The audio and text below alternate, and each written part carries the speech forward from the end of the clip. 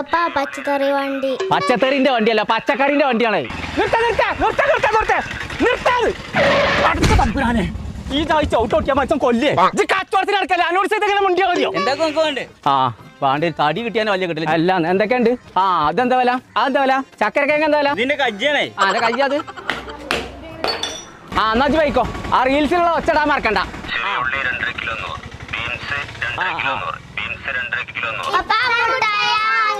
പുറത്തൊക്കെ ഇറങ്ങിയ മുട്ടായി നിറച്ച മുട്ടായിയാണ് ഇതിൽ നടക്കി ഔത്തൊക്കെ നടക്കി.